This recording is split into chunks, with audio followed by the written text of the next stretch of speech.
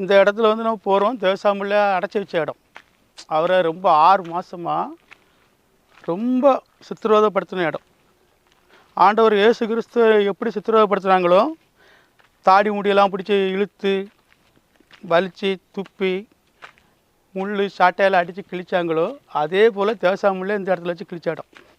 இந்த ஜெயிலுக்குள்ளே தலைகளை கட்டி, அப்போ கூரை இருந்திருக்குல்ல, கூரையில் சென்டரில் கம்பு இருக்கும்போது அதில் கட்டி தலைகளை தொங்க விட்டு அங்கே ஒரு ஆள் இங்கே ஒரு ஆள் பிடிச்சி தாடி பிடிச்சி இழுப்பாங்களாம். இழுத்து அடித்து சித்திரவதைப்படுத்திருக்காங்க.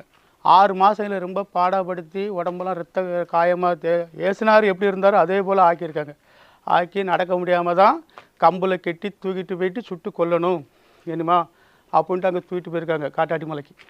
நான் சின்ன பிள்ளையில பார்க்கும்போதுனா நிறைய செடி மாடு ஆடு மாடு மக்கள் மேய்க்க வரோம்ல, அப்போ இந்த கோட்டையில் வந்து தேசமில் அடைச்சி வச்ச இடம், தேசமில் அடைச்சி வச்ச இடம் ஜெயிலு இதான்னு சொல்லுவாங்க.